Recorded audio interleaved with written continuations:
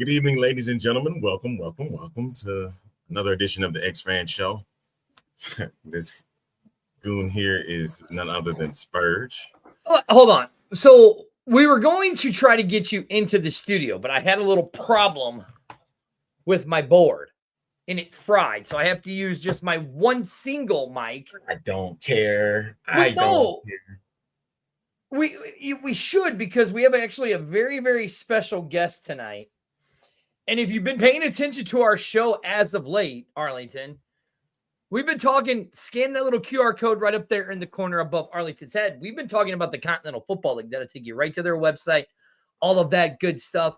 And Arlington, in my opinion, and I know in your opinion, we have the insider. He will say he's not the insider, but he is the guy that's broken a lot of the Continental football news, or has reported it when nobody else has, and has really turned it on its head and starting to get fans to notice. And that is the one and the only man from Player 54, the great Michael Lathrop. Well, hello, gentlemen. How are you, sir? Good evening, sir. I am well, thank you. How about you all? We're good. Now, Michael, if you scan that little QR code right next to Arlington's head, guess where that takes you? Nowhere. Oh, it takes us somewhere. Yes, it does, Arlington. Let's let the man see where it takes him, because if you want to follow the man, scan that QR code right there, and it will take you right to the man's Twitter page itself, to where you could see all of the I don't Continental. know. It's not doing anything for me. Are you serious? What do you got, an iPhone? Yeah. Here, let me show you. Let me scan it real quick. I hit X and boom, right there. Okay. It takes you right to Michael Lathrop's page on his Twitter, on his X page, and it will give you all the news. I just hated it took up my box to do it. Well, here, Arlington, we'll do it this way. Is that better? It's all good. Maybe I need to update my phone or something. Right. Now, Michael, the last time we had you on about the UFL news breaking and all of that stuff, right? But the rumors that became 99% true. Yeah. You're right, exactly. But Michael, for people who have never seen you on our show or anything like that, give them somewhat of a history lesson on how you got to where you are right now. Well, let's just enter the space of podcasting. Was it the fall of 21? I decided to enter the space of podcasting because I saw a bunch of shows that were, pretty laid back, very, fan friendly and whatnot. But I thought that maybe a group of people being alienated. So I wanted something, the term more buttoned up, a little bit more straightforward, news driven versus, conversation piece. But how funny that changed after 6 or so episodes, and before I started making a lot of relationships with players and whatnot, and it turned into a very interview driven and making a lot of relationships along the way. So yeah, it was XFL driven before, the merger. The merger, obviously was United Football League, and then obviously relationships kind of went a little bit further. Took a little bit of a hiatus to help with Fuel Sports Network behind the scenes, and then when I came back, it was more of a alternative football and opportunity footballs type of show. So I've now covered all these different other leagues, dabbled more into the arena space and all of these other alternative 11v11 leagues. So, yeah. Now, Michael, you talked about, you did the stuff with us here at Fuel, and what really took you into a whole nother path is you found this little league called the IFA. Yeah, among others, but yeah, there was a lot of other discussions on the partnership side of things. So right. Connections change, right? It starts with one avenue with the United Football League, and then before you know it, you're in an entire football ecosystem, and then spreading out with a bunch of other sports, professional sports, and then connections from connections to connections. We can see it if you just look at one person's whether they're a marketing professional, whether they're a ticketing specialist. Before you know it, they're in the NBA, they're in MLB, they're in the NFL, and that's just the way that sports works. And before you know it, you're more connected with people you never imagined coming across. And before you know it, true relationships are established. And before you know it, you have really solid relationships, really solid relationships that take more precedent than other ones. So life changing type of relationships, and it's pretty cool. I mean, it's the power of sports, really. Whether it's fans meeting fans, whether it's fans meeting their coaches, their players, or executives, and then same thing with people in the space, players meeting the right people that have coached, mentored them, and it's interesting. The power of sports is, just the best way to put it. It's pretty remarkable place. I mean, it really is. Come on, Arlington. I know you got something. I could see it in your beady little brain. What if I did this? He kicked us out because I know exactly what he's doing. So, Michael, you've built these relationships along the way for all of that, and now you have found the Continental Football League. And I think that you turned me and Arlington on it with the IFA and the Ohio Valley, because Arlington was on the IFA's Wikipedia page, and we did an interview with Mark Lozano where he broke that there was only going to be 3 teams, and our name was brought up in that little Wikipedia thing and all of that stuff. But you talked about the Ohio Valley men a lot because they were part of the IFA, and now they have switched from the IFA to the Continental Football League. What is it that is drawing you to the Continental Football League? Well, again, I've been blessed with connections. And, many of those involved in the Continental Football League for one way or another, since it's, the onset of its revival. I've been included in, a lot of conversations of things. And I knew of things that were happening well before, it ever became announced. I mean, if people were looking at my X page and whatnot, I hinted towards something, but I knew well before all that. And I know you guys use the term like insider and stuff. I mean, I don't view it that way. I think it's just a matter of having the right relationships, right? And then, respect goes two ways. It's a two-way street. You can respect somebody, but usually it's mutual respect that kind of gets some things. So I know what the Continental Football League was, what it is, what it plans to be. And when you stop and you look at it, football, American football, we're not talking about soccer throughout the world. We're talking about American football. Mm-hmm. This is our blue collar sport, right? If you go over other parts of the world, it's soccer, right? You go to England or wherever. But here, it's good old gridiron, pigskin, right? Mm-hmm. And what have we seen more and more and more? Decades. It's millionaires and billionaires. Right. They are controlling the game that the masses love. Right. I'm not a millionaire. I'm not going to be a billionaire. But I'm like, so, regardless of what I do for a profession, how I earn a living, I may be a professional by day, but I'm not an elitist. And that's what football is turning into. And unfortunately, we saw it with the AAF.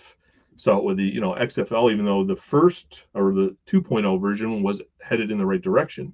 Mm-hmm. Unfortunately, COVID and whatnot. But since we came back, the USFL, it's Fox Sports. Fox owns it. It's been super corporate. And what have we seen with XFL 3.0? Again, millionaires and billionaires. And before you know it, teams are placed where they had, special, their own unique interest versus market research. It was all about putting teams wherever. And the merger, then they got rid of certain markets again. And now let's just look at the, Rapoli, much respect for coming in and changing things on its head. I know there's pros and cons to that.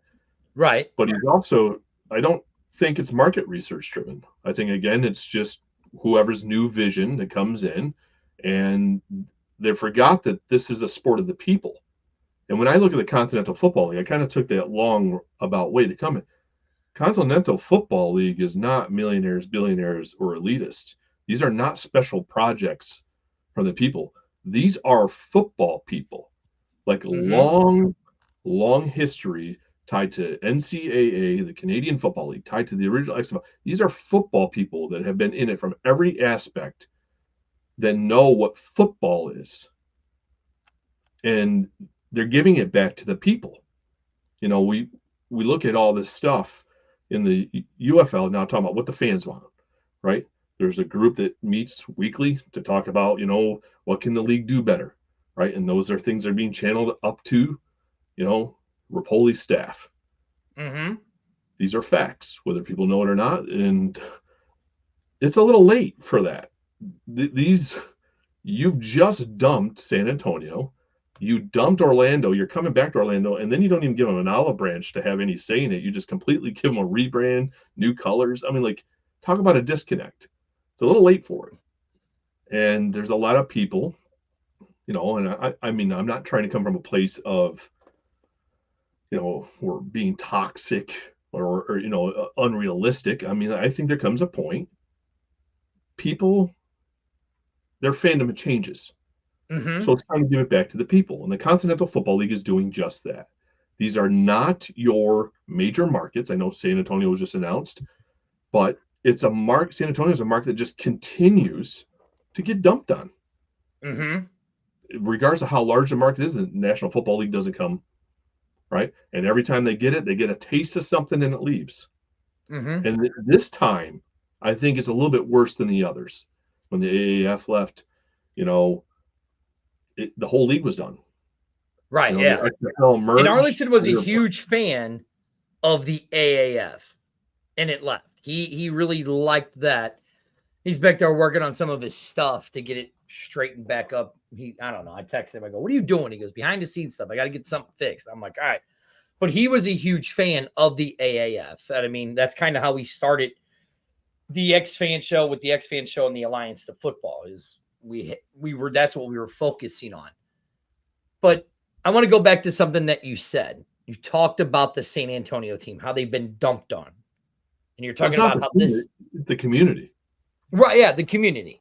And you're talking about how this is opportunist, this isn't millionaires and billionaires. There are 4 chair owners.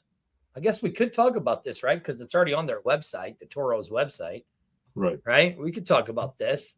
Because you just said this isn't about, and if you go right there to that QR code, you'll go right to the Toro's website. You say this isn't about millionaires and billionaires. You have, I'll go Josh, James, Ace, and Robert, all 4 fans of the Brahmas. They came together. They said, we're going to get a team together. That's what you're talking about right there. Am I right?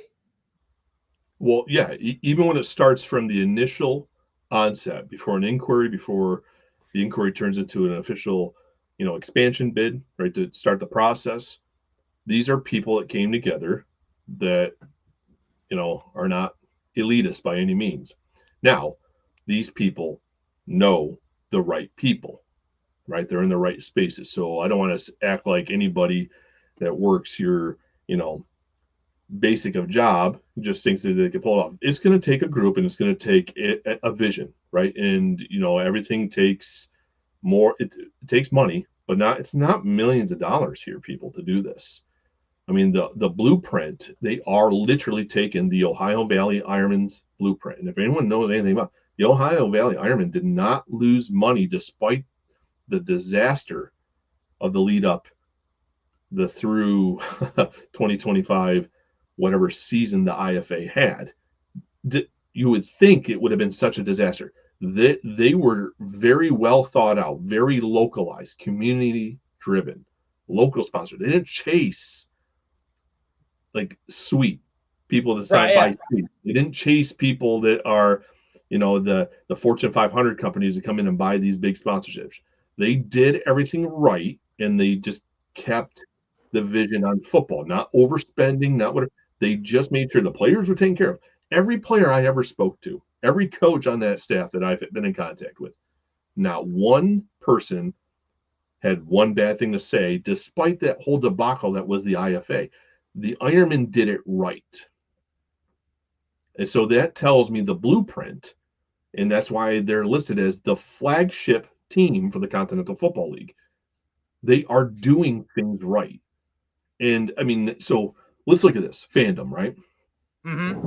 I mean, disaster of a team this year, right? I mean, it's just like that's my end, right? We still have our teams, but I've been dumped on multiple times. I've lost the Hitmen, after the original XFL only played one season. I've lost New York Guardian when they only played 5 games, only 2 home games. I was a season ticket holder driving down from Syracuse for it. I've lost the Orlando Guardians, right? Orlando's coming back, but it's not the same. It's just not. I mean, I'm a 7-hour round trip drive to Orlando from where I live here in Florida now. But it's not the same. Community driven. These players are going to live, train, shop, dine, whatever they're going to eat, breathe their local community, not hub, not as in Rapoli says it, this COVID brand of football in stadiums. Right. Yeah. This is getting back to what it's supposed to be. Football is the people's game, right? So this is, I truly view the Continental Football League as the people's league.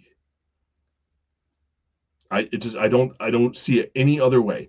They're going to allow fans to buy in. So you have your own original group launching a team, and then they've already got the SEC stuff figured out. It's just going to go online when it goes online. You're going to be able to own your team. This is very like soccer-ish in parts of the world, where like Germany has a lot of fan ownership, like certain percentage of clubs are fan ownership. You're seeing more and more. That's their people's game, soccer or football, depending on what language you like. But here, this is our game. And how are we getting this late? But Continental Football League's got it figured out. I mean, again, there's going to be some bumps and bruises along the way, but they're doing it right. They're not going to overextend. They're not going to overspend. This is not a central owned league. This is going to be individual markets doing individual market things, but very regionalized. So you're not going to be worried about flying all across the country. Look right now. 2 teams are announced in the South Division: the Syndicate and the Toros. Yep. They're not far at all. That's an easy road trip for an away game. They are literally an hour and 20 minutes away from each other. Literally an hour and 20 minutes away from each other. Now you talk about, and then you have Ohio, which they haven't announced that other team up there yet, or what other teams are going to be playing with Ohio Valley. But you've had Commissioner Mike Kelly on. We've had Commissioner Mike Kelly on before. One of his big things is he says, I want to keep it regionalized. Like you said, I want it to be between a 4 to 8 hour max bus ride.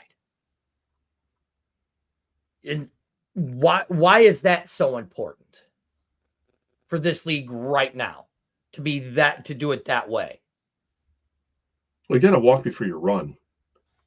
And maybe you just need to keep walking for the foreseeable future. Right? I mean, if we look at what the United Football League's doing, and they're spending, on average $50,000 for a chartered flight. I think it's $25,000 an hour for a flight. I think it's like per 2 hours. So if on average you're flying 2 hours one way, so I'm saying, let's say if ballpark it, round trip 50 grand, 52 grand, 54 grand, whatever it works out. But roughly, that adds up pretty quick, right?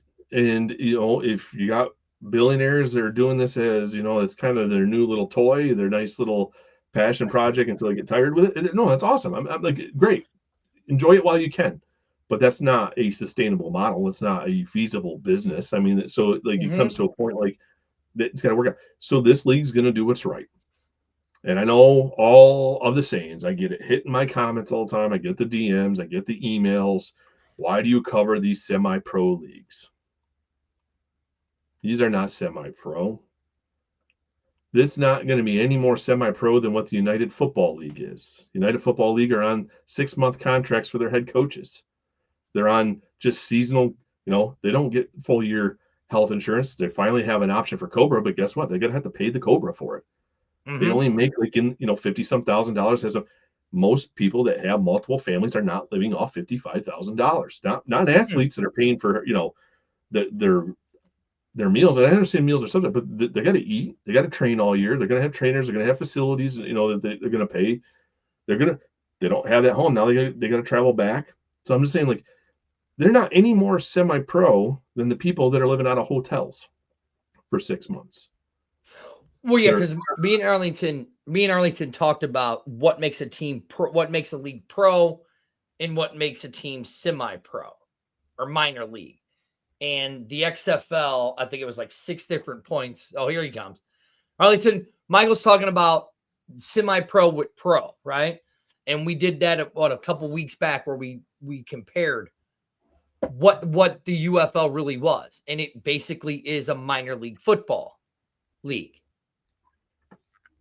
By the way that we depicted it from the topics that came about from that, we depicted it. It was a developmental league. The problem with that, though, is that this league doesn't need to be for development because these guys have already played in it.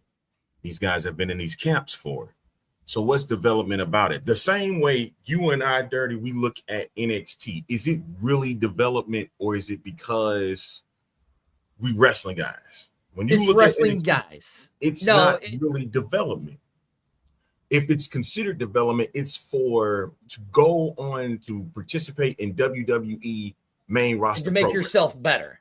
Exactly. Right. So basically, is that how we looking at the UFL? Because is that how we're looking at the Continental Football League?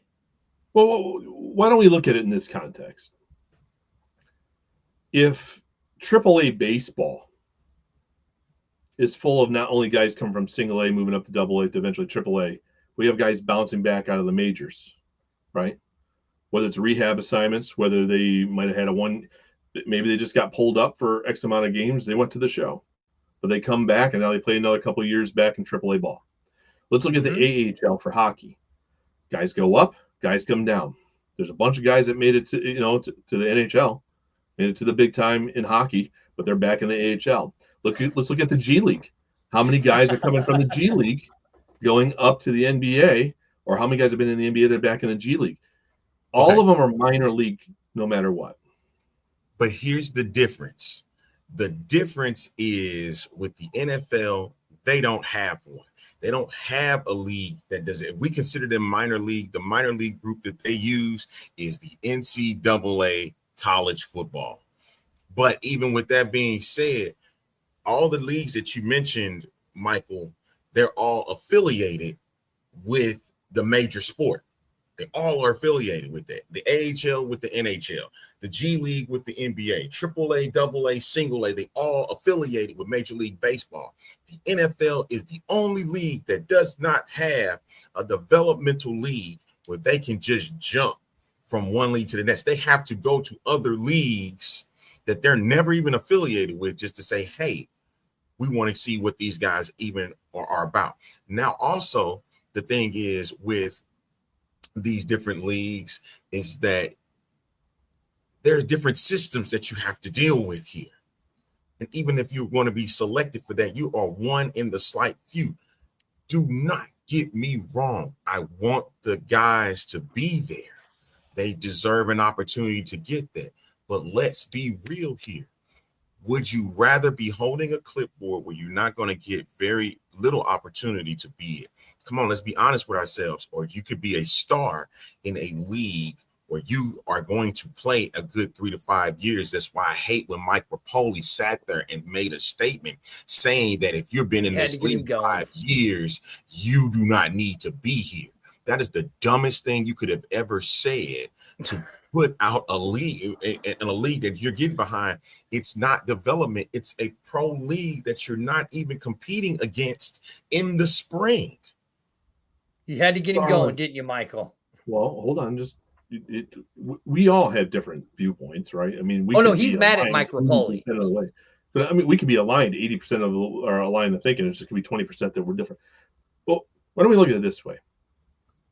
What if Mike Rapoli is saying that because there's potential for some true partnership with the National Football League?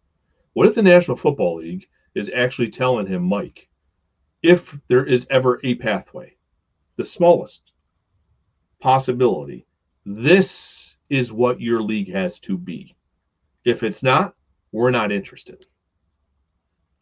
That puts somebody that's buying in late in the game, that's lost $500 million on this, and this league is just crashed and burned. It's holding on by a thread. Now they're downsizing stadiums. They're moving teams around really crazy. And I mean, it sounds like I'm being negative. I'm just being real here.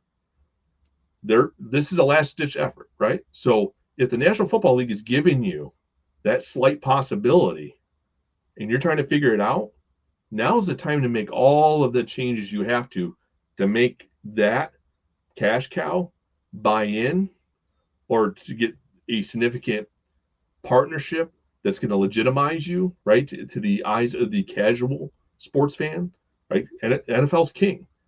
So, I mean, whether we like it or not, the NFL, they make determinations on what year you can come out of the NCAA, right, to come enter the draft. Freshman isn't doing it. Sophomore's not doing it. Their power reaches much further than I think everyone wants to acknowledge. It impacts football everywhere. Everywhere. So I'm like, let's think. There's a good possibility the NFL telling them, this is what we want of you, or we want nothing to do with you moving forward. We've already taken your kickoff. We've already taken your whatever. There's nothing stopping us from taking your rules. If we think they're good, we don't need an official partnership to do it. I'm just NFL's king. And if Mike Rapoli wants this football to work, who is he bringing in to be ambassadors? Former NFL players. Every one of them that he's announced for his new teams played for the Buffalo Bills. Pretty much. Pretty much. Just look at the ties there. Doug Whaley. Russ. Buffalo Bills. They're very NFL heavy. There's a reason why NFL people are involved in this league. They may not be true, the owners may not be NFL people. Come on. They're working angles. Right. Does it ever come to fruition? I don't know. Right. Now, you talk about, because like I said, me and Arlington had Mike Kelly on. Mike Kelly is a guy who has a resume that has done it from, you've had him on, from one job from a team all the way to the top job of the team, from equipment manager to GM to coach to player, all across all levels of football. He has the mindset. He is the commissioner of the Continental Football League. He's a football guy. He's been at the pro levels. Arlington has always said with the UFL that this league needs a commissioner. Needs a commissioner like Oliver Luck. You, Michael, as the guy following and putting out the news on the Continental Football League, is that the smart move? Because that's what Arlington's always said, that the AAF needed, the new version of the United Football needed was a commissioner. Continental's got it. Is that the smart move? Yeah, to have a commissioner. You need one mouthpiece, right? I mean, like, you find me one successful league that doesn't have the head of it. Call it a commissioner, call it what you want. And I think that's where United Football League has failed. They have Russ Brandon on business side. They have Mr. Johnston out there on football ops, and they're all out in the media talking, but they're stumbling all over each other. Who's the commissioner? Who's the front man? Right? Mike Rapoli's acting as if that's the case, and he's kind of throwing out some different things, like, I'm the commissioner on one show, I'm the king, I think he said to some, as he moves around. I love his energy, but it's like, until they get that, it kind of also comes across as like they need to correct that ship. But when you look at the Continental Football League, Mr. Kelly, again, that's a football guy from every aspect of it. He was even in player representation at one point. I mean, he understands football from every angle, from the college to the pros, whether it's tied to Canadian Football League, the original XFL, right? I'm just saying, if you look at it, ties to NFL, come on, like, that's a guy that understands football. And when you put somebody at the top, it's going to speak for the league, and it's being channeled through there. Like, that's the representative of ownerships. I mean, that's what you got. Now, new owners, different markets, but it's going to have one guy, one vision, one mouthpiece. You're not hearing different things in different interviews. Like, I think if it's not broke for these other leagues, don't try to do something new. Replicate that, right? From a leadership standpoint. And I think that's where the Continental Football League, right? Listen, Canadian Football League has a commissioner. The NFL has a commissioner. Any other successful sports entity, baseball, basketball, hockey, commissioner. If you want to be successful, have a commissioner. I mean, Oliver Luck, the reason why XFL 2.0 was looking great, they had their front guy, Oliver Luck. They weren't reinventing the wheel. Listen, we need a football guy. We need somebody who understands it to be the guy. And Vince stepped out. The money wasn't front and center anymore. He understood from his failures in the 1.0 that he needed to step out of it. Hello, wake up call. Wake up call. At some point, get a commissioner. I mean, it's not, and it shouldn't be an owner. So Mike Kelly, I am refreshed. I really am. And listen, I own not one stake. Will I buy into a team eventually in the Continental Football League? Yeah, I think I'm going to shift my investment back to the people's game. I mean, my wife and I don't want to buy season tickets for the Orlando Storm. I've tried to push for it, but I can't get on. We're not, the money that we put into that, we're probably going to put it elsewhere. For football, that's not going to just tell you that we're for the fans and then take the team away from the very fans that they say that they're for. This is going to be interesting in the Continental Football League because this is going to be your community-owned team, people in your community, the very people you're going to have a chance to buy in. Your team's just not going to move around on the whim of somebody. Well, all right, I'm moving this chess piece over here because I can. I know it sounds bold, it sounds mean, but I'm like, I think we've been through this enough. Well, no, point, fans go through the same thing over and over again before you wake up. This is refreshing. That guy over there. So like before you came on and he got into, you had to go with the Mike Rapoli thing. We were supposed to do that later in the show. Oh, so without you on the show, but right. We've been talking and we've talked. We're like, we're really going to get behind this Continental Football League with everything that we're seeing. I brought an idea to Arlington today, and we're going to talk about it some more.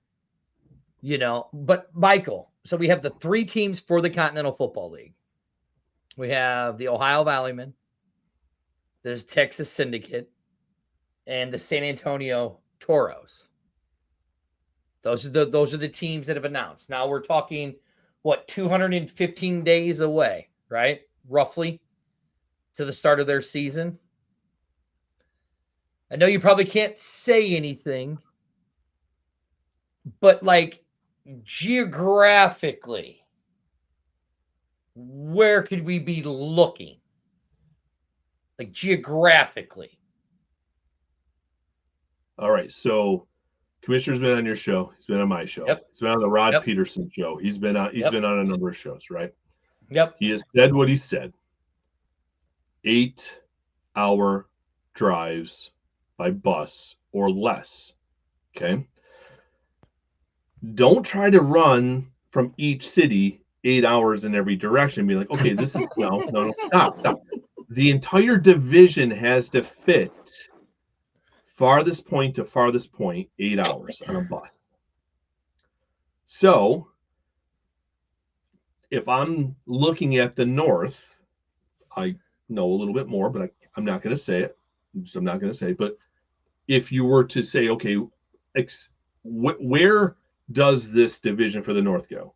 Well, the Ohio Valley Ironmen are based out of Wheeling, West Virginia. So right now, the furthest they're going to drive in any direction is 8 hours. But once another team gets placed, now it starts to shorten that. You get what I'm saying? It doesn't keep 8 hours in every direction. So now you got to start thinking, even if you look at the Texas Syndicate, how far north for the south is it going to be? People, the West Coast is out this year. It's not happening. You know what sucks for me? Florida is not in play this year. Okay, so let's be common sense. They're going to build this out. division by a time, and the divisions are going to be designed with that 8-hour bus drive or shorter. Okay, so now start to put this, wherever you want, right? Where the teams are going to fall.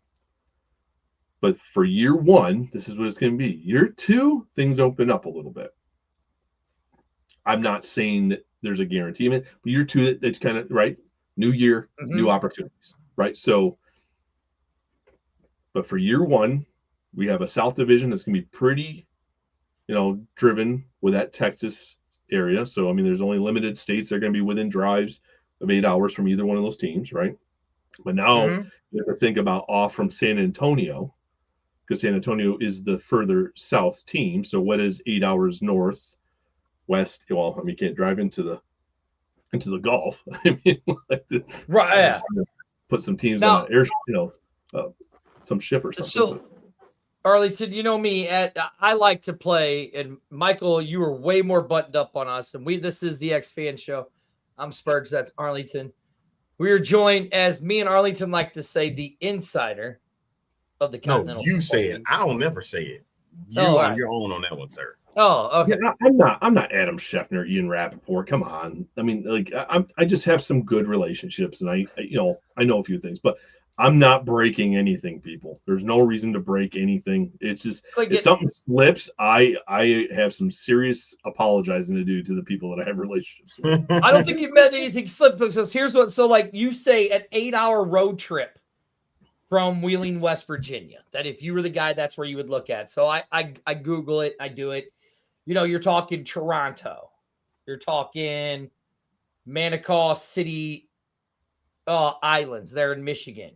We go east, we go to coastal New Jersey, Boston.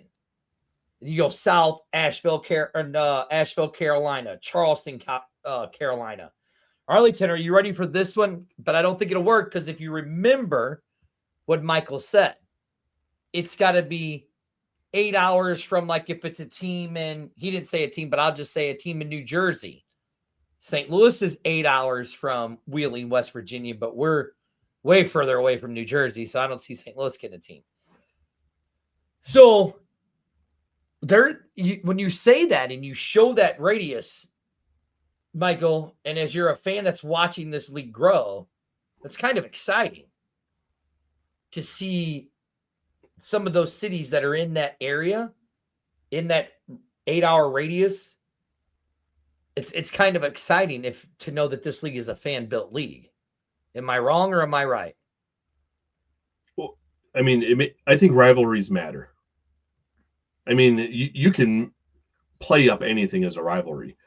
I mean, realistically, I'm a Dolphins fan from Western New York, as odd as that is. But, distance, it really doesn't make sense. I mean, if you're in Buffalo in the middle of winter and you're looking for a vacation down in South Beach or something, it gives you a reason to get out of the snow. But, I mean, really, the bulk of it makes the most sense, location, car drives. Again, if we're giving this back to the people, and people want to, I mean, we did see that in the UFL. That's one thing. The UFL had some very passionate fans, right? And, you look at the Texas Triangle. It's huge. It really is for the San Antonio people who go to Houston. They could go up to Arlington. Some things are changing there, but whatever. But, I mean, you get close proximity allows for that to happen. I mean, it's not, one, the tickets are not expensive. Two, the travel is not really expensive if everyone wants to hop in a car. If you want to rent a minivan and get all your buddies in there or whatever, I mean, however you want to do it, talk to somebody here that kind of knows about hooking you up with some deals there. But if it's close enough, it makes sense. But I mean, you can't do that everywhere, right? I mean, if you're going to be all over the place. So especially starting with an 8-team league, I think it makes sense to be very regionally, right? Or sub-regionally, however you want to look at that, somewhat, because you just mentioned an interesting space, right? So if you're in the Northeast, you said what? It goes as far as Toronto? Yeah, 8 hours into Toronto.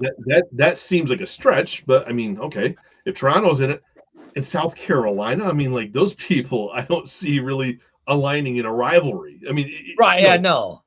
So I mean, like obviously, it needs to be closer than that, wherever it ends up being.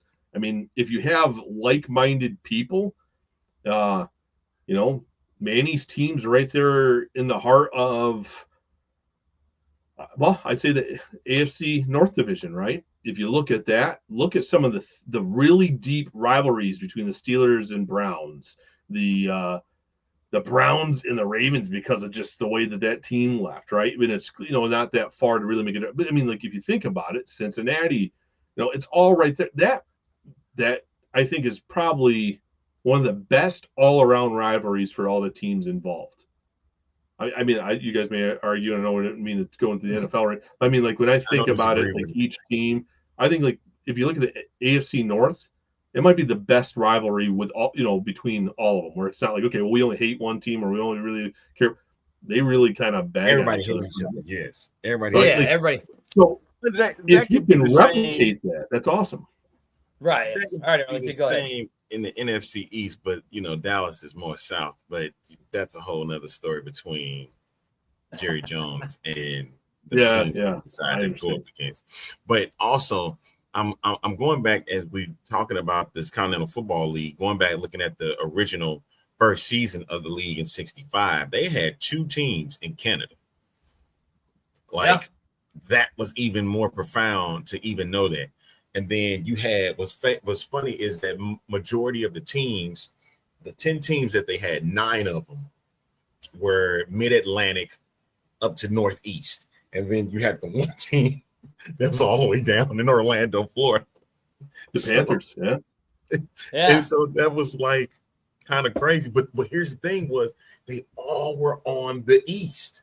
They were on the continental East.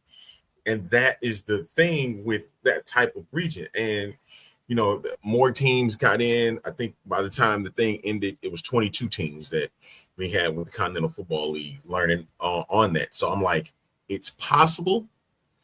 It's just going to take a little time, So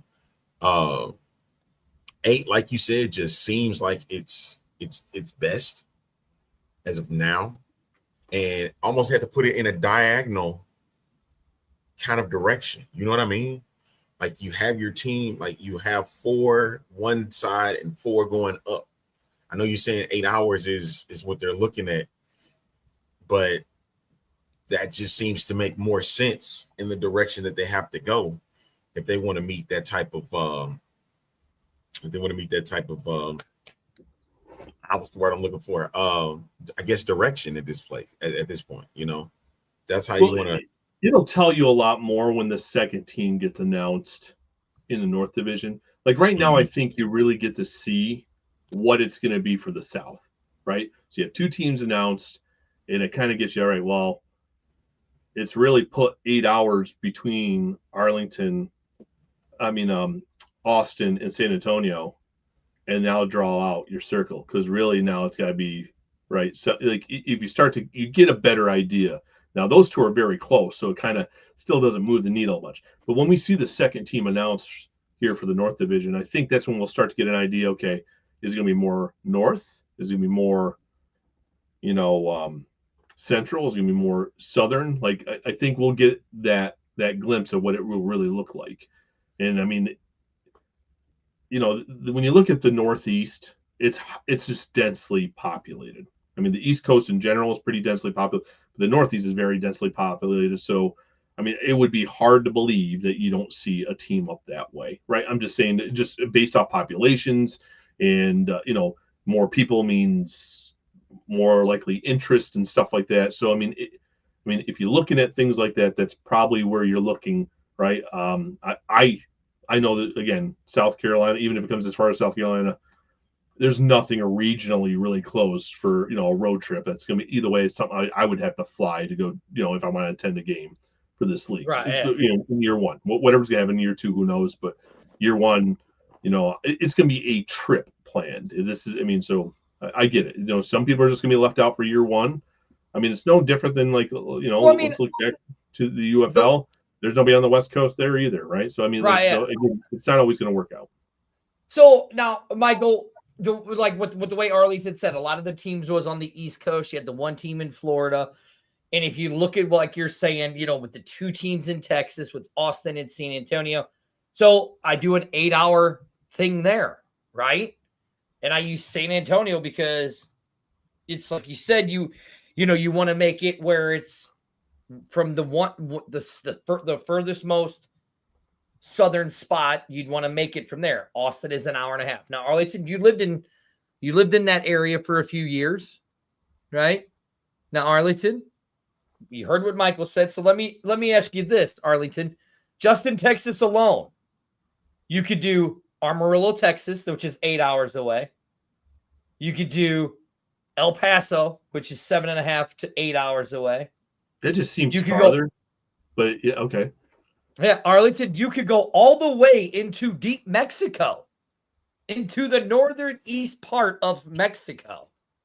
Or you could go to Corpus Christi, or you could go a little east, southeast Arlington towards like Louisiana. So go a little places like that, right?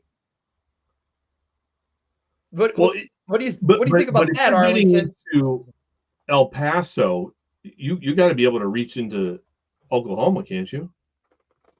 I'm just going by what my Google told. The question is where in Oklahoma? Is it even a city that would be popular? Okay, right, that'd be a good point. Right, if you're talking, if you're talking population, you might have the population to support it. Yeah, no, I get it. So, like, okay. Yeah. All right, Arlington, what do you think of those cities? All I'm saying with that is, with that type of thing, you might as well make a whole league in Texas then.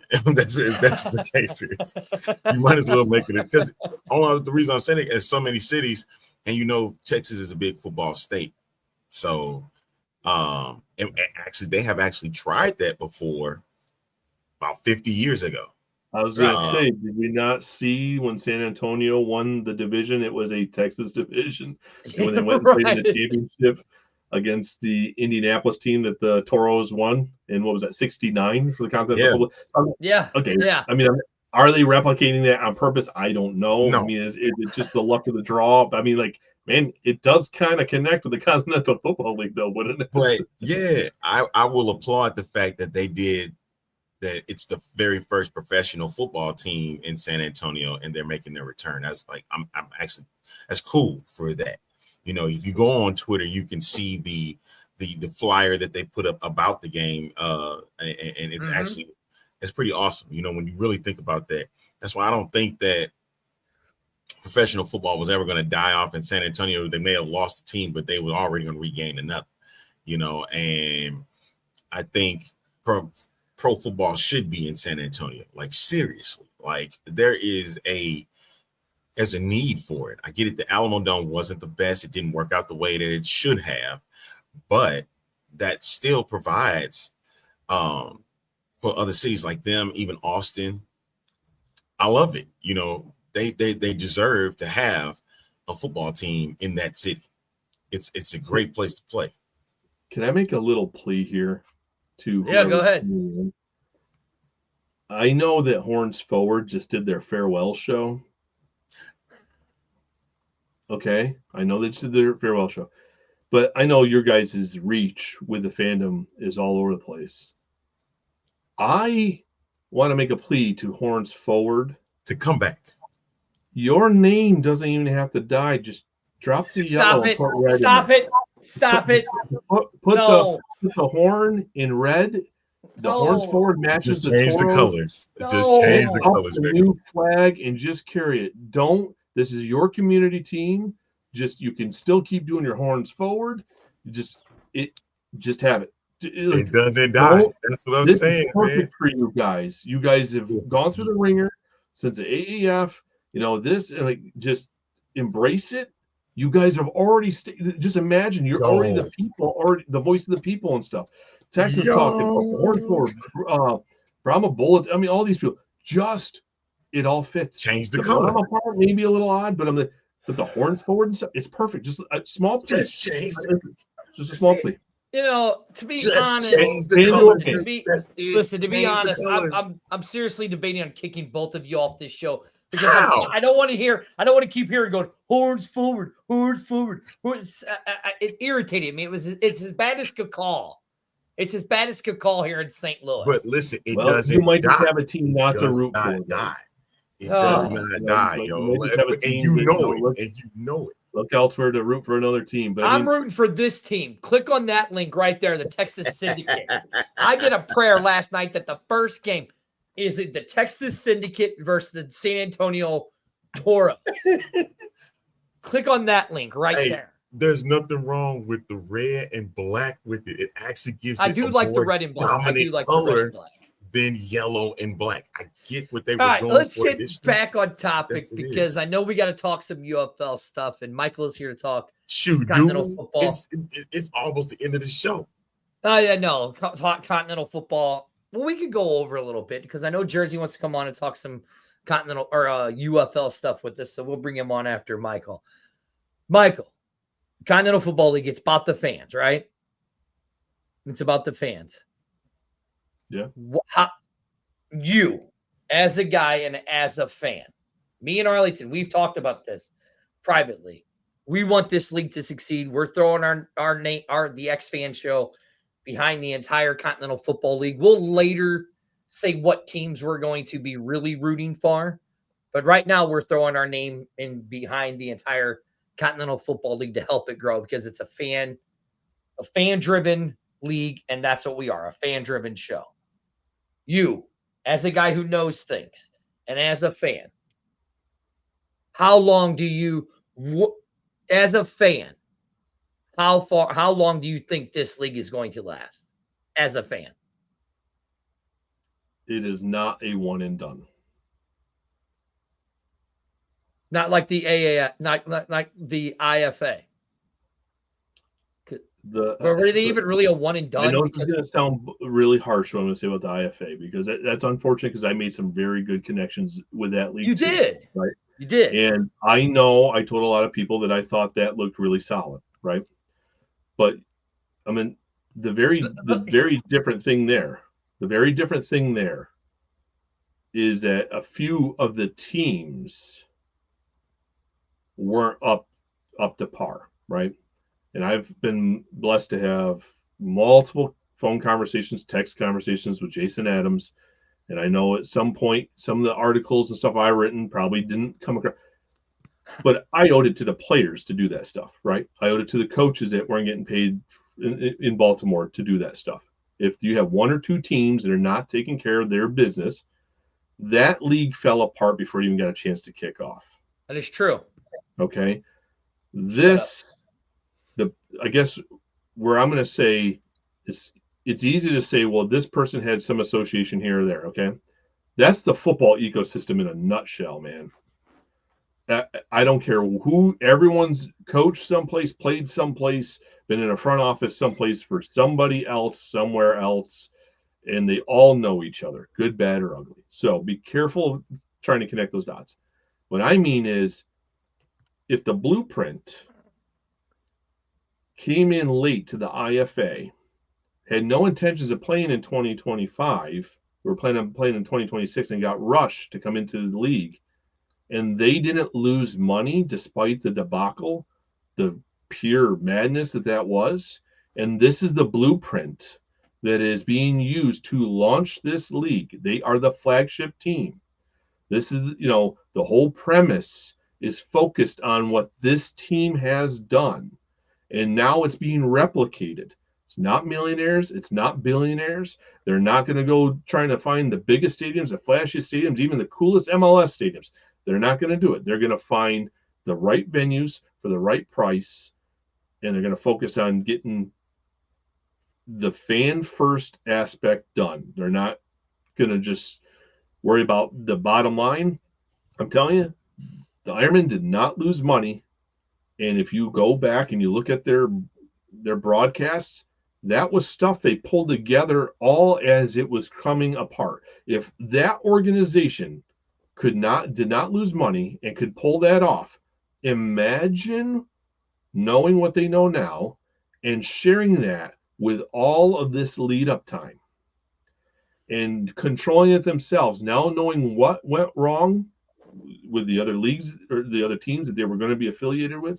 Imagine what they've learned, and they're not going to dump stupid money in it. So it's like, this is people's money. This is what I'm saying. This is different. These are the communities. They're going to Hold them accountable. There is going to be transparency because fans are buying in a way that we have never seen in sports in this country.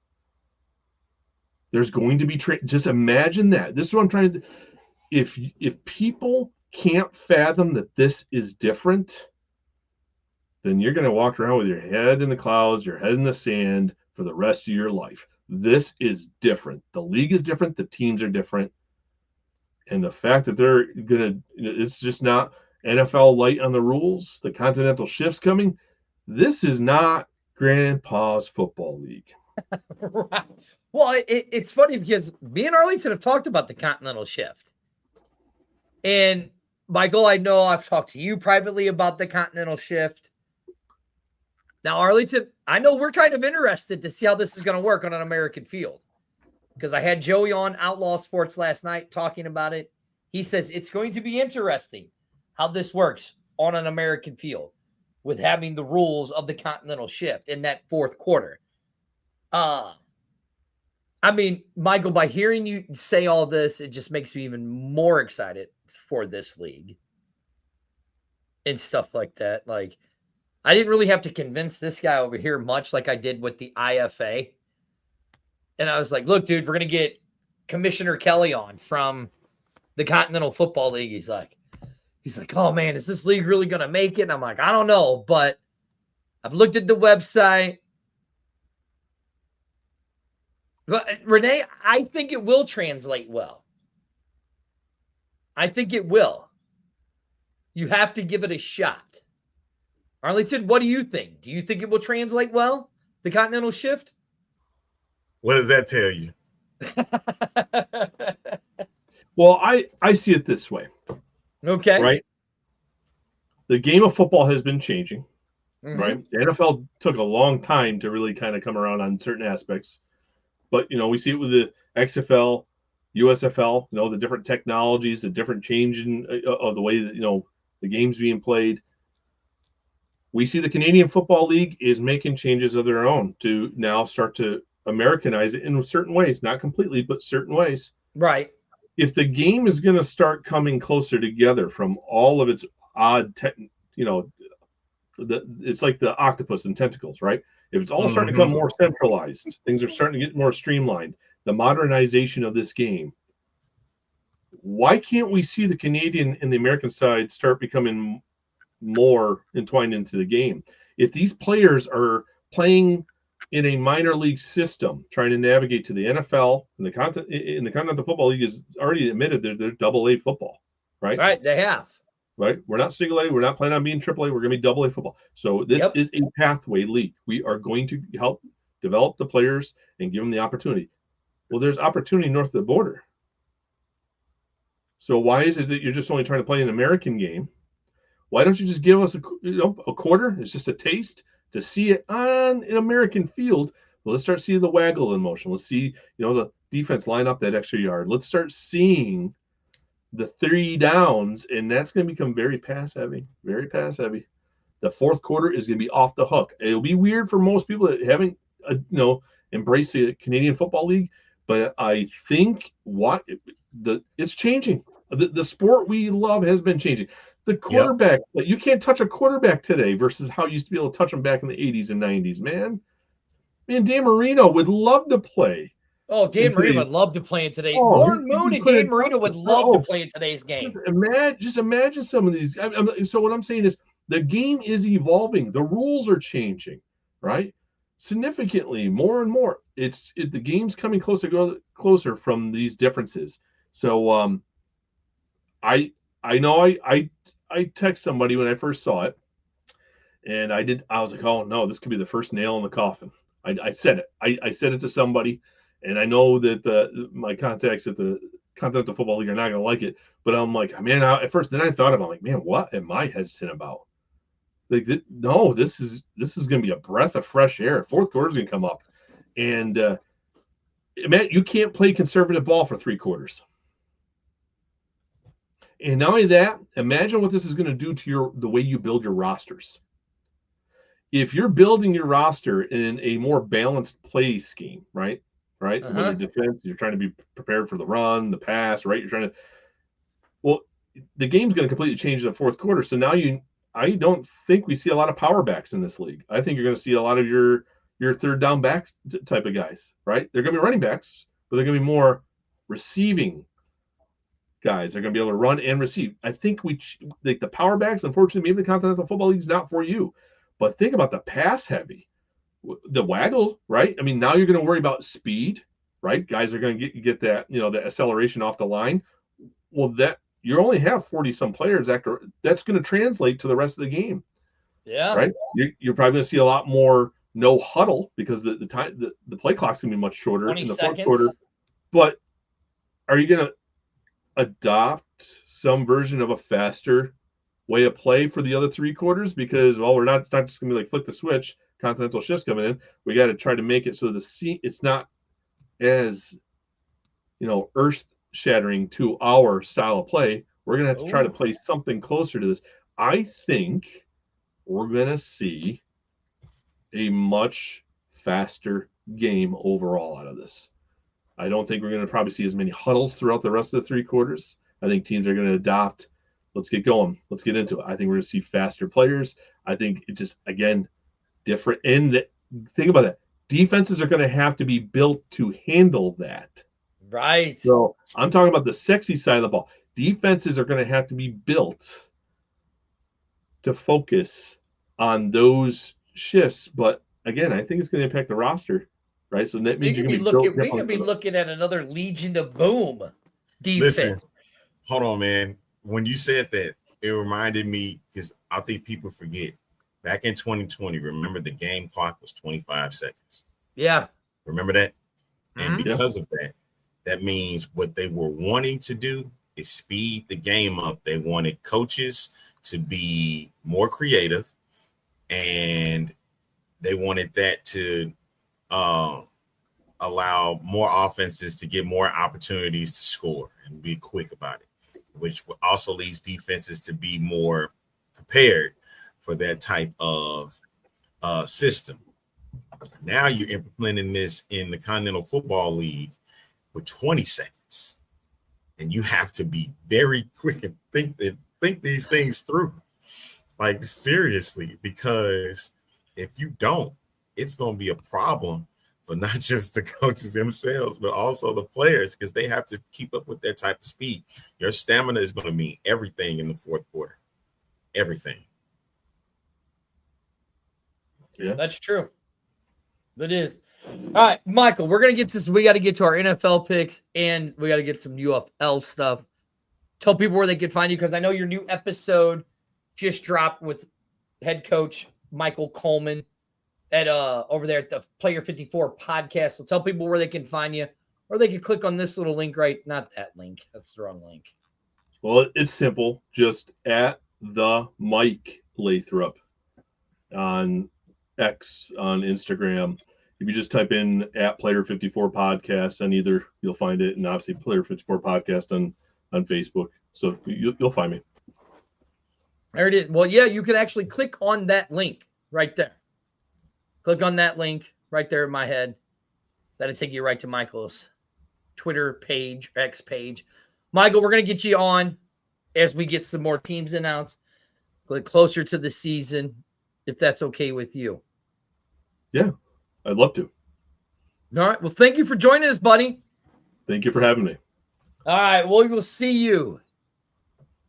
There it is. That, Arlington, in my opinion, the insider of the Continental Football League. That's my opinion. Hey, but he's just been on top of the thing. He's just been on top of things, and so that's how it's going to have to go. You're going to have people in different places that you don't normally see, and that's why I applaud the work that Mike does on a day-by-day basis when it comes to these different leagues outside. Michael's done a lot of work over the years with all of this. And like Michael said, I mean, Arlington, we were more fan-driven and bringing fans on to air their grievances and stuff like that. Which, where is he? Where's the fan we're going to have on that's going to air his grievance? Well, we got him coming up. Where is he? Let's read this comment. We've been getting some good. Wait, you know, Mike. He types up a book for us. That's fine. With the UFL realigning their players to be more geographical position, it reminds me of what Charlie did in the other league. After talking with friends and family in Columbus, the general consensus is that they will not attend an Aviator game unless there are former Buckeye playing. Is that a sustainable business model long term? Exactly. That's what the big thing that Charlie Ebersol was trying to do with the AAF. Mm-hmm. And the problem wasn't the game. The problem wasn't the game. It was behind the scenes of what was going on with the game. Mm-hmm. And the fact that these guys weren't getting paid. That's going to be also the key thing here with the Continental Football League. That's with any league that wants to be professional. You know, what is it? It's going to be. But remember, Arlington, what Mike Kelly told us. They're not a professional. They're a minor league team. And they're being minor. And there were, Jersey, turn your camera. There you go. Look how beautiful he looks. Should we bring him on now? Should we bring him on? Let's bring him on. Yeah, see, he messed his. Turn your. There you go. He did that for a reason. I know why he did. Oh, did he? I know why. The way we got ours, so he did the same thing. What's going on, Big Dot? What's going on, gentlemen? How we doing? Now, you guys got to remember, Jersey did the Jersey the King show, the gridiron, all of that good stuff. He was possibly the loudest voice on the West Coast for the UFL. Possibly Still am. The loudest. It's for the X, what it was, baby. Listen, let's get an understanding here. His team did not get a chance to get to the U. So he got to be the loudest one in the room for the X. And so they didn't. He knew what was up. We knew what was up. Yeah. Right. And I was just doing my part. And now I see he's traded against his beloved Cowboys. Brother, baby. Never know. I'm just showing my support for Travis Hunter. You know, I see that he is betrayed. No, okay, he's betrayed his beloved Cowboys, and now is a Jaguars fan. No, never that. Oh my gosh, I would never ever be a Jaguars fan. What Travis Hunter's jersey? It looks like a Jaguars jersey to me, right, Brahma babe? It is. But it's for Travis Hunter. She has to change her name now. She has to change it to Toro Babe. Yeah, Toro Babe. Hey, let's go. It sounds like you're. I'm excited. You're a Jags fan. No, I'm just a Travis Hunter fan and a Shedeur Sanders fan.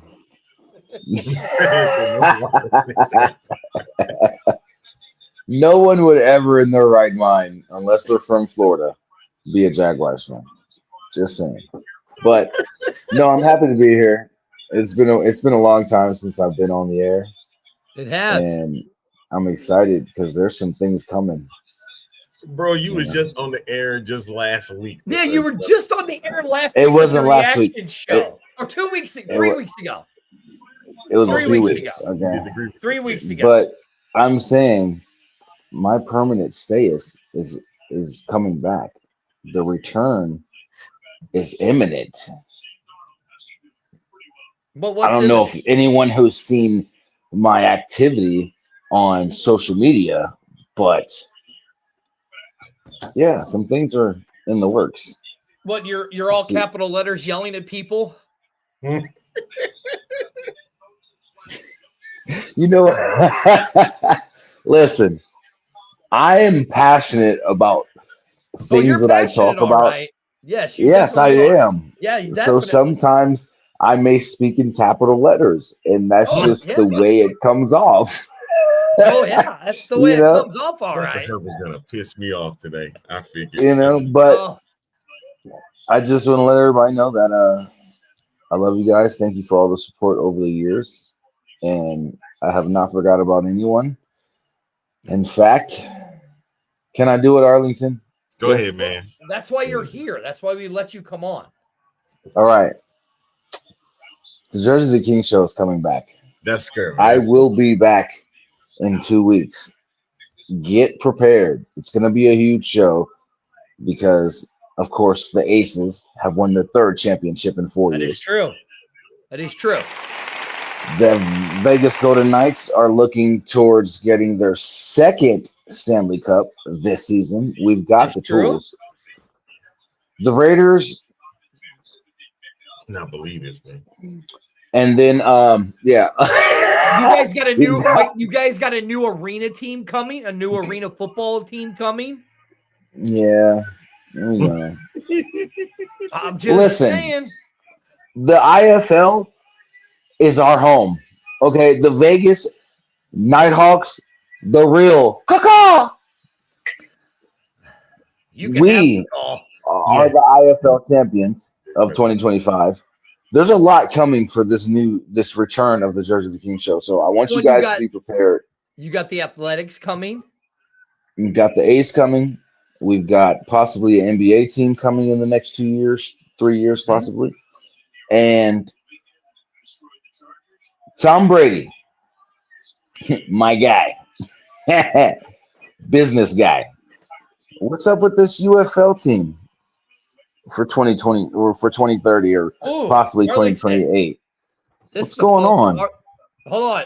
Arlington, this is the phone call that I have to take. Oh, yeah? About what me and you were talking about earlier. Right. All right. Jersey, I love you, but I have to take this phone call because this is something that send over your picks, please. Yes, I will. Jersey, I love you. I will talk to you in a little bit. Love you too, brother. All right, brother. See you in a bit. All right. But yeah, Arlington, I really want to know that. You know what?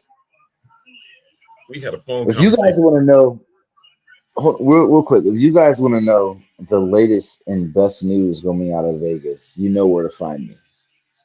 You know where to find me. We need it. See, now we got to do yours, dude. We got to do yours just for the heck of it, man. Because I'm making a return. 2 weeks. You guys be prepared. The Jersey the King show will be back. You will see social media posts. If you haven't been paying attention, the Jersey the King show has been posting on Facebook. The Gridiron has been posting on Facebook. The return is imminent. I told you guys I had to just take care of life, and I'm back. Just so you can see. Just so you can see it. I'll put it up there myself. You know, and then did you see the NLL get talked about on the Pat McAfee show? And a specific player coming to the Vague. There Welcome, you go, Chase. Folks. If you go to that QR code, that's where it will send you. You want to get your news, everything that's going on in Vegas. Make sure you hit that QR code up there at the top. All right. That's just for you guys there. Yes. All right. I'm back. I see the Travis. I see the Travis on a jersey. We talked about this. We had a nice conversation about this, about UFL ownership, right? And that UFL needs ownership. Yes. And you got a chance to hear that with a bit from Michael Lathrop. And also the fact of a commissioner. Listen, president, CEOs are all great and whatnot, but you need somebody that's going to be the head of football operation for the company. I guess I know Rapoli has said it, but Rapoli has all these ideas. I know he really can't do this all by himself. So I think at this rate, he needs to make sure that you can get another football guy that can take over that. If it's Daryl Johnston, then it's Daryl Johnston. You know, I don't mind that either. If it's going to be Russ Brandon, let it be Russ Brandon. But there needs to be somebody head, and then there needs to be ownership in this league. That's going to be the key here. Let me take a couple comments we see. It's not necessarily a line that I have a problem with. I have an issue with the end-game goal that's seemingly being a minor league. This is with the UFL. 2, does Rapoli have plans to grow outside of taking NFL scraps or guys who can get drafted? If I were to invest in a team and had the money to do so, I would pay for legit talent. The Dodgers are the Dodgers for reasons. Got to spend money to make money. The Dodgers apparently made back the $700 million they're invested in Ohtani. What's going on, Sabrina? Good evening to you. Hi, Sabrina. Hello, fellow Gemini. You know, G's up, baby. You know how we do. You know, it's Gemini love around here. Sorry, had to shout that out. Stop it. But I agree, though. No, but when it comes to that, type of information, like what What is it going to take when it comes to ownership? What is it going to take? You know what I mean? And we talked about this earlier, actually. It's going to take Rapoli reaching out to some of his millionaire, billionaire friends or associates who have an interest in owning a sports franchise. Because at the end of the day, I'm going to tell it right here and right now, October 25th or 23rd, excuse me, Third, yeah. 2025. The Continental Football League will do better in its first 2 years than the UFL in its first four. Why? Because of ownership. That's a big ask, man. That's a big ask. You know what I It's not a big ask, it's a guarantee. I guarantee you it's going to happen. Why? Because the fans have say in what's going to happen. The fans can now dictate the evolution of this league.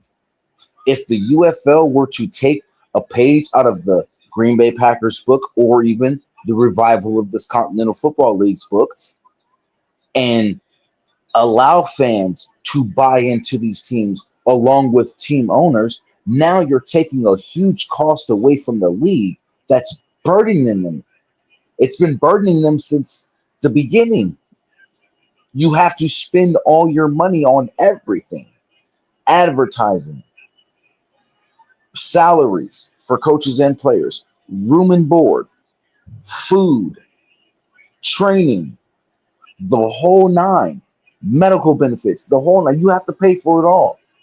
If you bring in team ownership and as well as fan team ownership on top of the team ownership, what you now do is take away a lot of those costs. Now the team's responsible for medical benefits. The team's responsible for allowing these guys to have room and board in the city that they're playing for. Now the team's responsible for finding a destination for them to play in the first year or two, but also building them a stadium and training facility within years to come. Now the team is responsible for local marketing, advertising, connections with the city, doing meet and greets, getting local news coverage for these teams, getting billboards put up on the freeways and all over the city. It's the team's responsibility now, not the league's. Now the league can focus somewhere else on growing this league. National advertising, expansion teams, because now they can focus on, okay, where can we find markets that are going to be suitable for this league? Mm-hmm. That's the goal that they need to put in place. That's where they need to be trying to get to, because if not, they're not going to last. We're just going to see the same recycling that we've been seeing.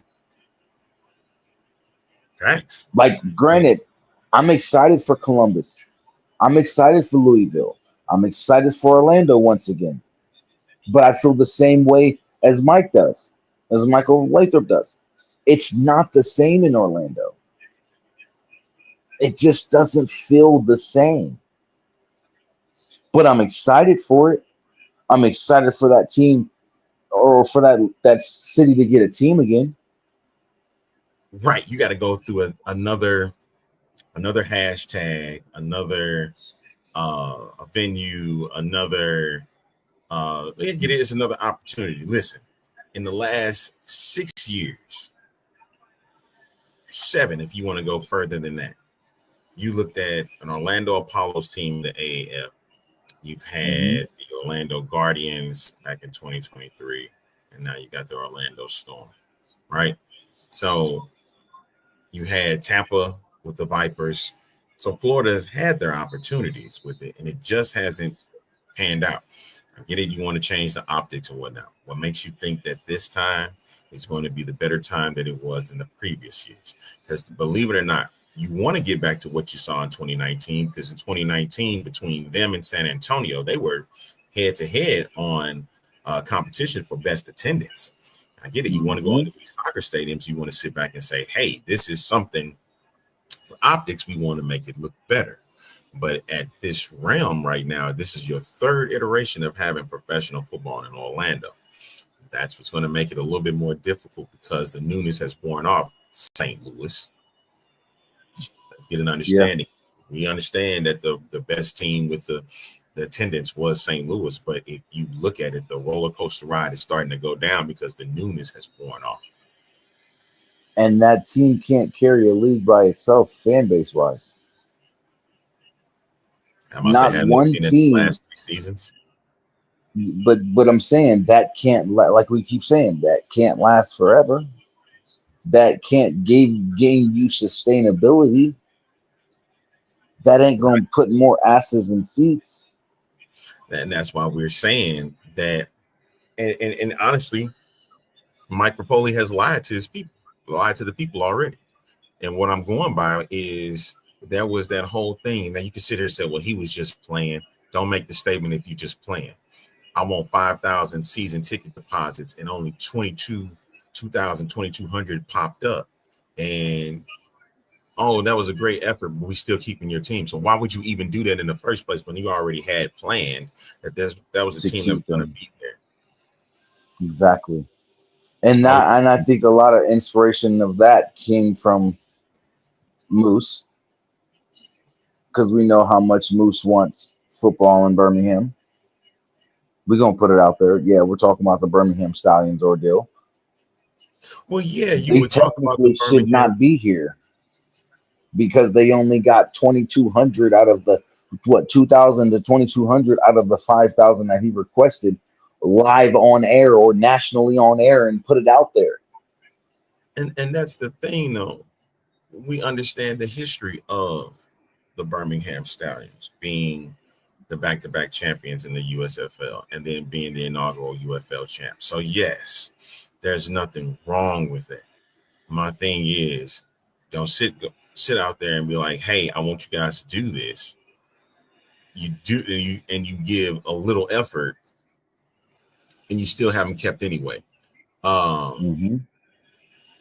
And then there's this with you know what? I have to get over. I can't say your name is Brahma Babe anymore. You Toro Babe, and that's what I'm gonna call you forever and ever. But until this is over with, yes, there's no transparency to the city of San Antonio. Not even a chance for them to get with the city officials and stuff because they looked at it as just dismissed the fact that everything that was Yeah, happening in San Antonio and not even giving them an opportunity to say, hey, this is the reason why we want to keep the promise. You already kicked them to the curb, already they were had it. dismissed before they had the chance.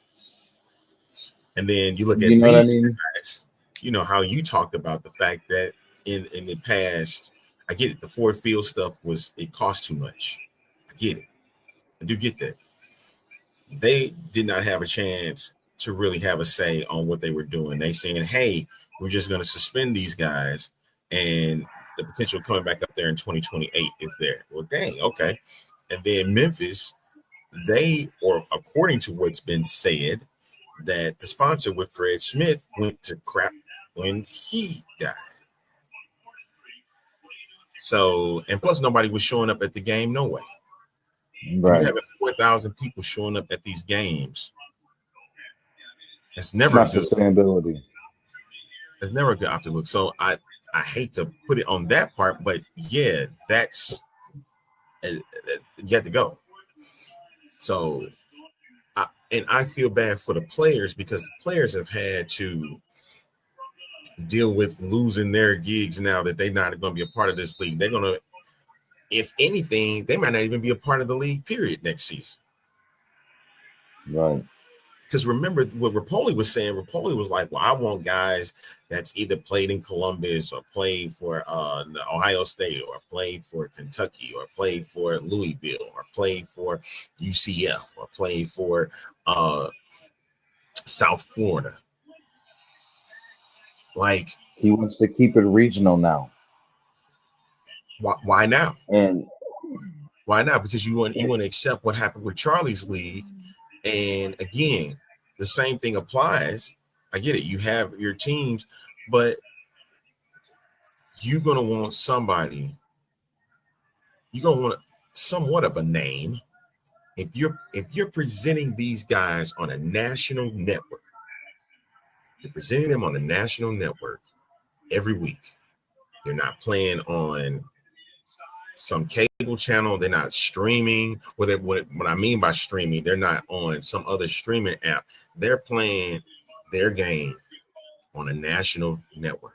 ABC, ESPN, Fox, FS1. These are cable channels, highly tuned cable channels that you're trying to put your product on. Exactly. You don't get developmental sports on a major network. And I'm talking about contact sports. Triple A is not on it. The G League is not on ESPN.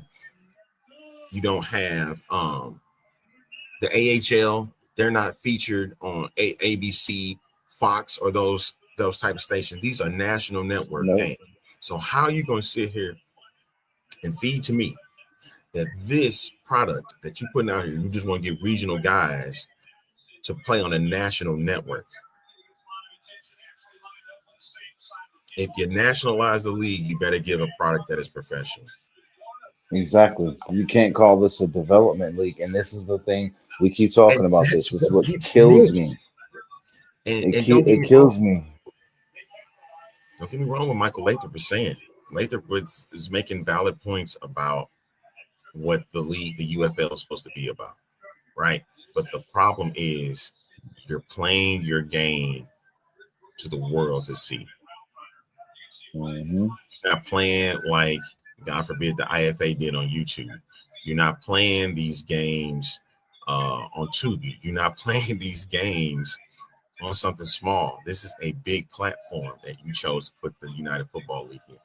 And that's why I go back to 2020 so much, because when it was in 2020, I get it. All of these guys are NFL, have been in camps. They played on rosters. They've had time in the regular season. Now it should be the opportunity where you build these guys. You just brought back Luis Perez. You just brought back Jamar Smith. These are the guys that you need to build around. These are stars of the league now. Like, can I get a Luis Perez jersey with his name on the back? Like, can I get that? John Trey Kirkland just went to Dallas. Can I get a Dallas Renegades jersey with John Trey Kirkland's number and name on the back of it? No, Rapelli doesn't want to do that. He doesn't want stars in his league. What?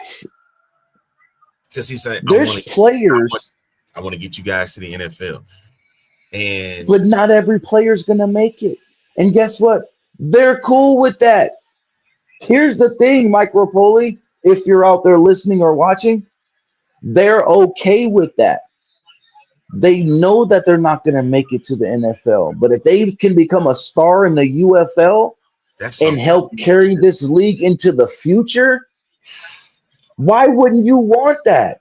Why wouldn't you want fans from 2024, 2023, 2024, now 2025, and beyond to sit here and look back 10 years and say, hey, I remember when John Trey Kirkland was doing this thing. I remember when Luis Perez was the king of spring. I remember this. I remember that. And now we got these players. Yeah, they may not have that ceiling. We're not going to say talent. They may not have that ceiling for the NFL, but they definitely have that ceiling for the UFL. But why wouldn't you want that? Here's the thing, man. The NFL wants who they want, right? Mm-hmm. When you talk about a Cavante Turpin fit some way with the Dallas Cowboys. Brandon Aubrey, he fits some type of way with the Dallas Cowboys. Jake Bates, he fits some type of way. Nick Whiteside, all right. Jacob Sailors, all right. I gave you 5, right? Harvisick. Just kick a 61-yarder. Luke Harvisick. Right. Jalen Redmond. You know what I mean? That's 7. All right. I understand you can build upon that, but look at how many people out of the league you're trying to get up into. You can't get all 400 guys in the NFL, especially when there are already people that are there that are already competing and getting those jobs already. You know what I'm saying? And you have guys in your league currently who have played in the NFL, and obviously they couldn't hack it. Not being disrespectful in no way, shape, or form to their talent, but obviously they weren't what the NFL was looking for. Those coaches, executives, and scouts were looking at when it came to those teams. It's not a knock on their talent. This is a knock on, they said they don't fit our system. And because they don't, and the same thing can be said even with all of these showcases that the UFL is doing. There are going to be players that are not going to make the UFL. Why? Because you're sitting here saying they don't fit the system. They don't fit your system. The talent-wise do not fit your system. All right, so there's going to be fallback on that, right? You already have an establishment of stars that's already part of this league. Like, I really was hoping that a guy like Travis Feeney will remain with this league. Like, I like how he is. His star power in the UFL is huge to me, right? You talk about a Luis Perez, you're talking about a Jordan Teamu, right? Even Bryce Perkins. Bryce Perkins' game fits in the UFL, right?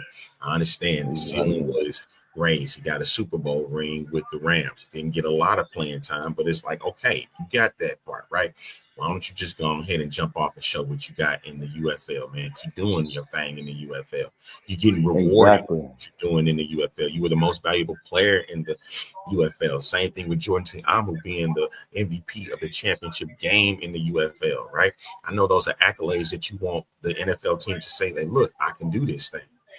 But even if it's not the case, this is a good area to be in. And it's like we're fighting for the players to stay here because, look, we want our own stars. Right. His own stars. And it's not like you competing against the NFL. And when Mike said NFL is king, he's not wrong. He's not wrong. And but Mike Rapoli, real quick, why can't the UFL be, would you say, Arlington, the premier spring football league? Not a development the premier spring professional football league. Why can't the UFL be that? Because I guarantee you the Continental Football is going to be the premier summer football league, and we're going to actually have year-round football. But why don't you allow these guys to be stars in your league? Because there's some that aren't going to make it to the NFL, and again, they are fine with that. So allow them to be stars in your league. Allow them to make a legacy in your league, to where your league has some history with players, to where people can look 20 years down the line at Wikipedia and be like, oh, this player was a beast in the UFL. Yeah, he didn't make it to the NFL like that, or he played in the NFL and, and it had to, become a star in the UFL and was okay with it, and he accepted that. And they're gonna wonder why you couldn't get him in the NFL. Or I get the haters. They're gonna be like, man, he just sucked. Because again, that's how we have been programmed, dude. We've been programmed to saying NFL is the draw. That is the best place that you need to be. And it should not be a problem that you go and play in the UFL, man. Everybody look at it, oh, it's just a step back. No, it shouldn't even been placed that way. When Vince McMahon placed the XFL in 2020, he was placing, and this is just my opinion, you can take it however you want. You can say I'm being a homer, whatever. He was looking at it as what I've said before, the premier spring football league. He was never looking at competing with the NFL because he already know what the game was and how it was going to go. You had we would have had jerseys with players' names on them.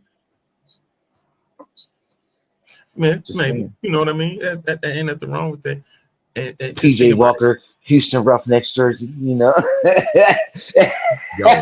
still be playing, you know what I'm saying? Still be playing in TDECU Stadium, man. Him and Cam, man. When you had a duo of Cam Phillips and PJ Walker together, man, that was peanut butter and jelly on that squad, yo. And he had a June Jones coaching ability.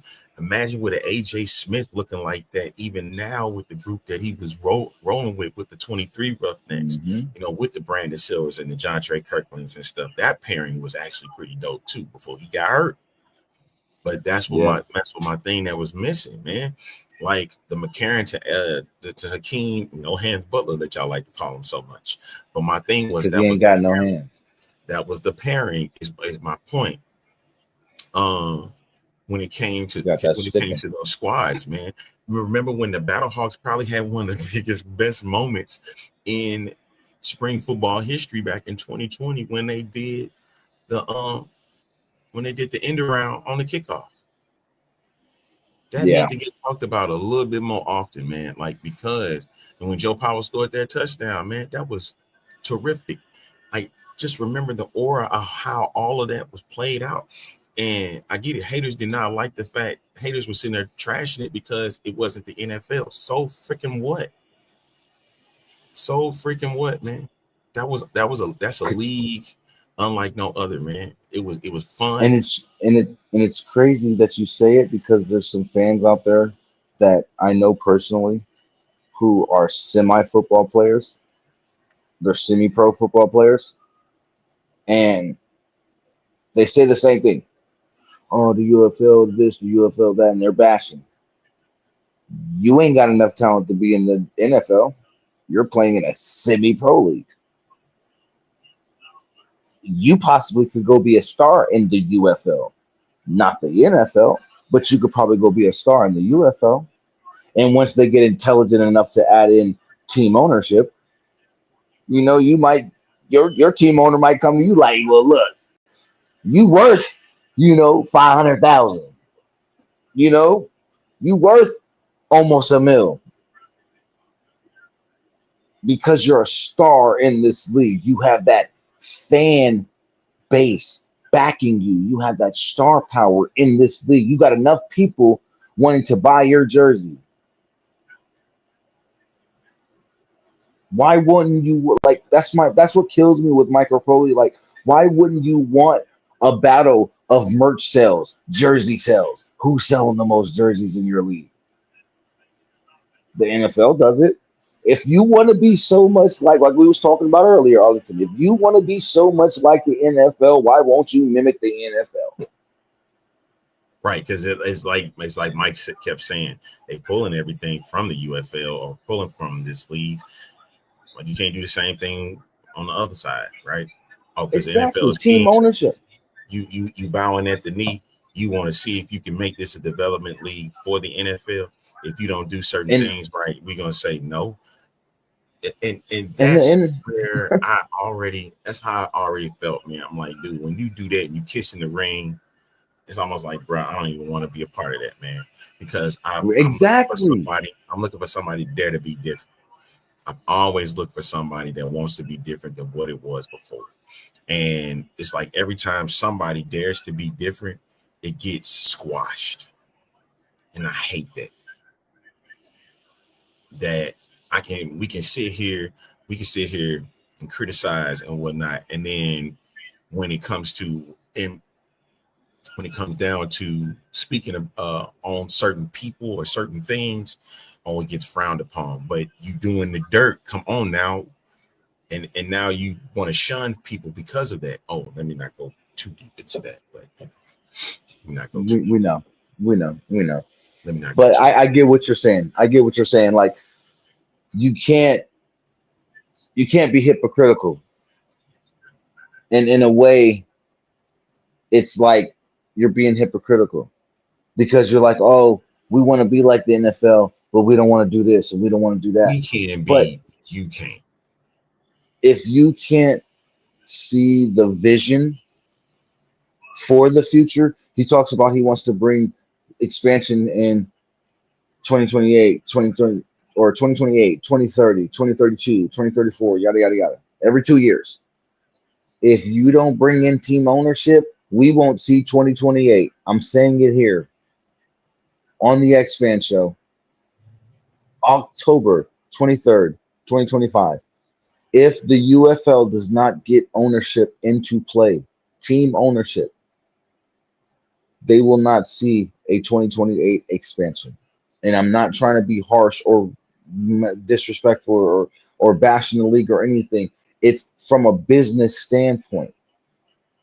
You're putting too much money into this one league for all of the cost. You're paying for everything. You need to alleviate some of that cost, because if you don't alleviate some of that cost, you're going to dry yourself out. And when there's no more money in the bank, nobody's gonna be like, all right, well, I'm gonna put 2, 3, 4, 5 million back into the company. The Rock ain't going, he's out here buying unknown MMA fighters, $1 million houses and stuff, but he won't room and board the UFL players. Just saying. But he's not gonna be like, all right, well, let me put 10 million into it. Danny ain't gonna be like, oh, well, let me take 5 million from here and put it back into here. It go like this. You gotta spend money to make money. Exactly. Flat out. Period. Point blank. Flat out. And you know what? The more I keep going on this little tangent, the more angry I'm gonna get. So I'm gonna get off of it. I need Dirty to come on here so we can make these picks, sir. Before you head out, tell everybody where they can catch you. You already know, guys. On X, you can catch me at at JTK Show or the JTK Show. For the Gridiron, it's the Gridiron. On YouTube, it's the Gridiron Show. On YouTube, it's the Jersey the King Show. Catch us on TikTok at the Gridiron, as well as catch us on Blue Sky. If you're not familiar with Blue Sky, the Jersey the King Show is on Blue Sky as well. So you can follow us on there as well. And just keep looking out for upcoming drops from me. I'm going to let you guys know when the show exactly will be airing live. So make sure you're prepared for that. The Jersey the King Show is coming back, and as well, the Gridiron is coming back as well. I love you guys. I thank you for all your support over the years and never stopping having that deep love for me and that support for me and just who I am. And Arlington, Dirty, all you guys, Michael Lathrop, just everyone, the support you've given me, the platform you've given me with Fuel Sports Network and helping me get to where I am with my media credentials, man. I couldn't have done it without you guys. And I wanted to just take this time as well to thank you and extend my love for you guys, because I understand. Listen. I understand, but The other way. I have to. No, I'm right. I have to recognize what it is. I'm looking right at you, sir. Oh, now you're looking at me. See, he want to turn the camera, guys. You see this? I did it. Yeah. No, but honestly, I thank you guys for everything. Giving the Jersey the King Show and the Gridiron a platform to get recognized and to get the fan base that I have now. Because if it wasn't for you guys, I wouldn't know the people that I know. I wouldn't have the fans that I have. I have some, but I wouldn't be nowhere near as where I am. And I thank you guys for that. And because of that, when I come back, I got an even bigger announcement for 2026. There you go. So get ready. Okay. I love you guys. I will holler at y'all. Yes, sir. Happy Thursday. It's Happy Thursday. Thursday night football. Yes. You ain't watching? Chargers are doing some what's dirty. crazy? I can't even show you, but I got it on Twitch right now. Praise God for Twitch. Hey, that's what I'm talking about. But I love y'all. Shout out to the X-Man Show. I'll see you guys on the Jersey the King Show in 2 weeks. Sir. I'll let you, boy. Man. Peace out. Gotcha, preacher, man. That's JTK, ladies and gentlemen. Appreciate him hopping on board for a little bit. Right up there. There's his handle. Just make sure you check it out on X, right? And everything that we posted with the Gridiron stuff. All right, ladies and gentlemen.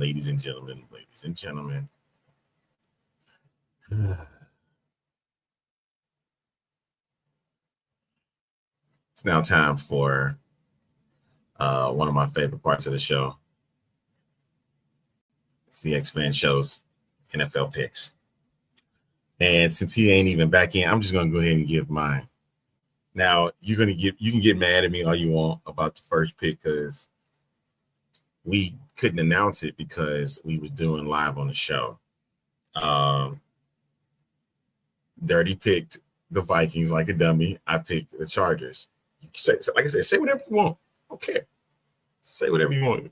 Oh, it's too early. It's too early. You could have said this before the show started. What the hell's going on out here? I don't know, Vince. I don't know. All right. But what I do know is I'm going to win this first game. And we'll be okay with that. The records, I'll go ahead and put the records down for this past week.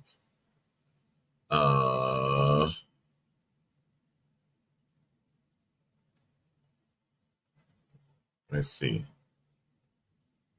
Yeah, he beat me this week. It's cool. I ain't mad about it because I'm still at the end of the day, I'm still ahead. He can call it fake news all he want. Let's see. I was 7-8 this week. All right, those are the picks. That goes to, I think that was week 7.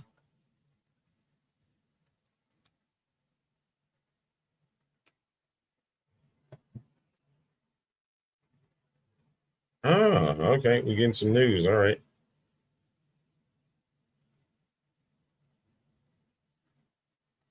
Yeah. You see, my man really stepped away. He's handling some whole business at 9:30 at night. What a joke. All right. I had my picks. And they all went away. 31-10 right now score. So they did officially score then, right? All right. Hell. Who scored the touchdown for the Vikings? The person I should have picked. Jordan Addison. Okay, cool. Whatever. I need him to get a touchdown before the game is over, though. I love prize picks. Prize picks is something else, man. All right. Back to the picks themselves. And the games themselves. Let's go ahead and pull it up while we got that going on. As you can see, Chargers are ahead 31-10.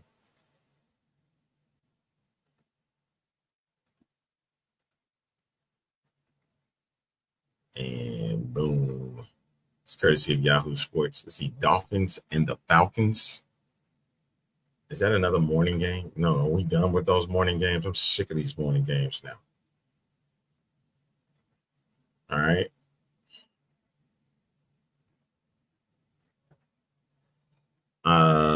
Let's see. LAC, ATL, the Falcons. Let's see.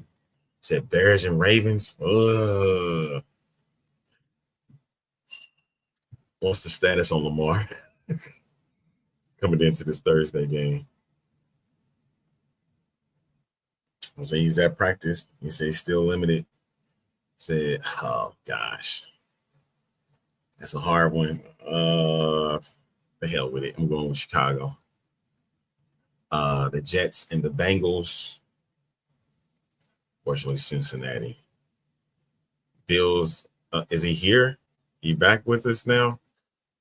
Bro, first and foremost, I have to apologize to you. I have to apologize to Michael, and I have to apologize to Jersey. Because Arlington, we got a lot of things that we're working on behind the scenes for us here at X Fan Show, right? So when we hold off for a second, okay.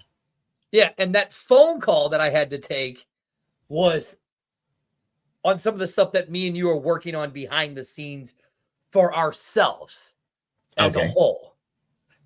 And so is that a sponsorship or something there? I mean, it could be, or maybe something a little bit bigger. Because Arlington, you know how you and Amanda always say you hate my crazy ideas, right? I do. We hate them. Oh my God. Right. But I think this crazy idea actually might work for a chance. But, who knows? Who knows? But thank you to everybody. I apologize. I didn't think I'd get that phone call, and I got that phone call. So it was All one right. of those things where you had to take them. Like So Arlington had to leave earlier in the show because, again, it's had to things we're handle working business. on Yes. behind the scenes that I think everybody in our little X-Fan world and X-Fan network, oops, maybe I let something slip, might like. All right. Week 7 NFL picks. You beat me this week. I know I did. I smacked you very goodly. Yeah, by a couple of games. So you picked up a couple of games this week. And we're both winning right now because we both, I know she's upstairs. And I know she's going to yell at me. Oh, you did pick. No, wait. No, we didn't. We both picked the team that's losing. Who? Didn't we both pick? No, sir. No, you're right. No, you're right. sir. You're right. We both You picked wrong. the Chargers. No, you did not pick the Chargers. You Yes, picked I Minnesota did. to save No, I your did butt. not. Nope. I said I'm not picking Minnesota this week. Okay. So we both picked the Chargers. All right. There it is. Those are the standings.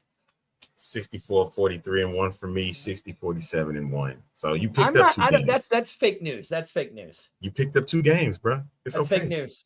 It's fake news. All right. So Fake you news. said on yours, you chose the Chargers. I did too. Yeah.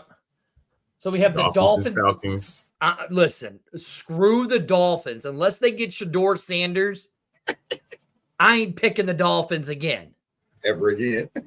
Ever again. It's funny. I talked about that on the Outlaw Sports Network, where Arlington, I said that he's not going to get a shot in Cleveland because of who his dad is. His dad's getting blacklisted, right? He needs to go to the Dolphins. That's where he'll get his shot. I'm going Falcons. Same. Falcons. You're going hot Atlanta? Yeah. I want my revenge back. All right. Here's the hard one. This is the hardest one because, and the reason why I say this is because Bears and Ravens. Stop it. Lamar is limited, so he don't even know if he's playing. That means there's still a chance that he still could play. Look, but I'm choosing Chicago. Okay, that's what I'm saying. The Bears. He's got a butt injury. He ain't playing. Okay. So I'm going the Bears also. The Bears. It was not hard. Now this one might be hard. The Bengals with 107-year-old Joe Flacco as the quarterback against. No, that's not a hard one. Yeah, it is because you listen. You got 192-year-old Joe Flacco. That's not okay. hard. But you got 200-year-old Joe Flacco. How is that not a hard game to pick? Even though Tyrod Taylor is hurt also. But I'm going Cincy. You mean Justin Fields is hurt? Well, Justin Fields. Well, listen, Woody Johnson, you are a great owner. How you sit there and you blast both your quarterbacks like a dummy. Like, how do you do that? How do you blast both your quarterbacks? How are you the owner of your team and you blast them both? You know what I'm saying? Mm-hmm. Like, if I'm your player, I don't want to play for you now. You blasted me. Why would I play for you? You know what I'm saying? Shall we play the clip? Yeah, go ahead. Let's play the clip. Play it. Let's play the clip what Mr. Woody Johnson had to say about his 2. Oh, yeah, I'm up 13. Yeah, that's good, baby. So you want to play the clip, right? Let's play what Woody Johnson had to say about both of his quarterbacks like an idiot. What's your confidence level in Aaron to turn it around? Well, it looks like he's turning around parts of it.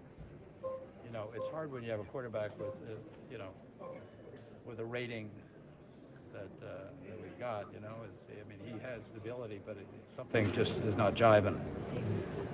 But if you look at any head coach with a quarterback like that, you're going to see similar results if you go across the league. You have to play consistently with, at that position, and that's what we're going to try to do for the remainder of the season. First of all, the shame is that you're wearing that suit with that terrible hat. I mean, that's the shame to all hat-wearing men in the world. Oh. That's all I got to say about that. I'm going Cincinnati. What are you laughing about? It's the truth. Cincinnati it is, brother. Some tells me this week we're going to go for the same ones. We got Bills and Panthers. In Carolina. You're going – see, okay. I'm a No, little I didn't say worried. it. I didn't say that. I just said it's in Carolina. Right. I'm going Josh Allen. I'm going Superman. Duh. I figured, oh, Bryce Young, he's been playing good football. I mean, he hasn't played a real team. They haven't really played a real team yet. Say what? What you say? They haven't played a real team yet. You serious? Yeah. You serious? They haven't. Who's the real team they played? They've And they knocked beat off. Let's see. What's their record right now? Well, I mean, I'll tell you. Hold on. So you said the Cowboys aren't a real team, right? Right. No, the Cowboys are never a real team. I figured. They're 4-3. The Panthers, right? Yeah, Panthers are 4-3. Okay. So here's who they played. Are you ready? Let's see. So they got announce wins. Just announce the wins. Okay. The Falcons, not a real team. The Dolphins, not a real team. Well, we didn't know Cowboys, not a real team. And the Jets. And they had a hard time against the Jets. Exactly. You think they're going to do anything against the Bills? Did you think the Patriots were going to do anything against the Bills? You picked the Bills, actually, remember? That is true. But listen, that is true. But Mike Vrabel's got that team playing very well football. That's all I got to say about that. Don't kill yourself, man. That's all I got to say about that. All right, yeah. No, I'm going. You're still going Buffalo, Bills. right? Yeah, I'm still going Buffalo. Let me go Carolina just because. Ooh, really? Yeah, I'll go Carolina. All right, 49ers and Texans. Listen, man. I never thought I would do this. Brock Purdy's supposed to be back, but listen. I'm going. Mac Jones has you at 5-1. No, they're 5-2. They're 5-2. Right now. But I'm saying his record, he's only lost one game. Mac Jones has only lost one game since he came in as the starter. Okay. Right? Okay. Do you really give the job back to his worst game was last week, and he played with a hurt. No, it was last week where he only threw for 152 yards. Okay. Every other game he's thrown for like 200, over 200, 220, 250 yards. Now, last week, he was perfectly, as you like to say, game management, fed the ball to Christian McCaffrey, right? What's up with the Thunder in these double overtime games? I know. He had the, Matt Jones had the bum butt. Okay. But you know what? I just have a feeling. I'm going Niners. I'm going Houston. Okay. I think they're gonna pick off Jones a bunch this game. Okay. Browns and Patriots. Oh, geez. And Terry Bradshaw, I think it is time for you to retire because I don't think Gabriel, whatever his name is, Dylan Gabriel is a superstar like you think he is. I think your dementia has finally caught up with you. And when is the last time the Browns had a superstar quarterback since Bernie Kosar? All right. Okay. So you going Patriots. Good. Thank you. Of course. Good too. All right. Who you going with? The Patriots. Oh, okay. Silly. You stupid. Well, I mean, you never know with you. You just want to fight the Texans. Shut up. Well, we got to hurry up because you got to go to bed. I do. Giants and Eagles. Listen, man, Jackson Dart's playing some good football right now. And they beat them the last time. They did beat them, but I'm still sticking with the Eagles, man. Yeah, I need a revenge game, a true revenge game for him. Who you going Philly. with? Philly. Okay. Next up, Buccaneers and the Saints. And Bucks. I got to go Bucks. They just got it handed to them. The last time Baker Mayfield lost 2 games in a row, he was the Cleveland Browns quarterback. And he did not play his MVP type football. I think this is his backup, his bounce back game. So I think the Bucks are going to beat the Saints. Yeah, same. Okay. I'm gonna regret it later. So I wanted to pick. You probably will. I will too. Colts and Titans. Danny Diamonds. Danny Diamonds. Look at this. This garbage. I can't. And they are the worst. Hey, Miss Tarika. The Colts are the worst 6-1 team I have ever seen. They are pretty bad. They are the worst 6-1 team I've ever seen. But or is it that what Odell Beckham said about Danny Diamonds isn't true and that he's actually a really good quarterback? They are the worst 6-1 team I have ever seen. That's my story, and I'm sticking to that. But I'm picking Indianapolis. Cowboys and Broncos. Who did you pick, dude? I picked the Colts. Okay. I picked Danny Diamonds. I'm going the Broncos. Who they playing against? The Cowboys? Cowboys in Denver. Yeah, I'm gonna have to go with that too. You're going Broncos too? Yes. Oh, Casey's gonna be loving us. It sure is. Packers and Steelers. This is an interesting game. The Sunday night game. Guys, I know who I'm picking, but I'm gonna let you pick. Jordan Love's been playing some good football as of late. But but Aaron Rodgers is going up against his old team in Pittsburgh. Yep. Him and DK have started to begin a relationship. But Christian Watson is back. I hate you. Christian Watson is back.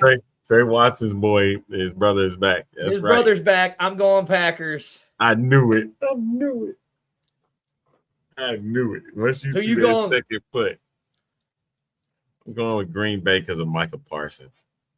Yeah, and Parsons is just so good. That's why I wasn't saying nothing. I wasn't saying nothing until you made your pick. And the last one should be a very easy one to pick. Chiefs. Mariota's gonna get killed. Sorry. Yep, he is. He's just gonna get killed. He is. That's our picks. I wrote it down in the little black book that will soon be changing. Why? Why are you changing it? I'm going to be changing it to a different book. Oh. Right here's our picks. That's his. Those are mine. All right. I take the lead again. He's hoping. You only gonna get on 2 games on it, if that's the case. Yeah, that's true. That's true. Everything else is the same. Ladies and gentlemen, those are the X-Man Show's NFL picks. I'm afraid to go upstairs, Arlington. Yes, thank you, JT. Jersey, Kevin, I apologize, bro. Me and Arlington got some things working. That was a phone call that I had to take. I apologize. Make sure you guys in 2 weeks tune into the. Don't worry about it. We had a nice little conversation while you were gone. Oh, I know. But I'll fill you in on the conversation that I had. Okay. All right. Well, that's it. Hey, guys, again, go follow Jersey's pages. His show's coming back. Go check out Michael Lathrop's pages, social medias, all that stuff. Check out the Continental Football. And eventually, maybe we'll start talking some UFL stuff again when there's some news. Oh, there was a cease and desist letter sent out from a Louisville Kings soccer team. It's been around for 7 years. Maybe we'll talk about that next week. All right. That'll wrap things up for this edition of the X-Fan Show. Yes, folks, there is a pulse in San Antonio. We'll catch y'all on next Thursday. Big pulse. See y'all later.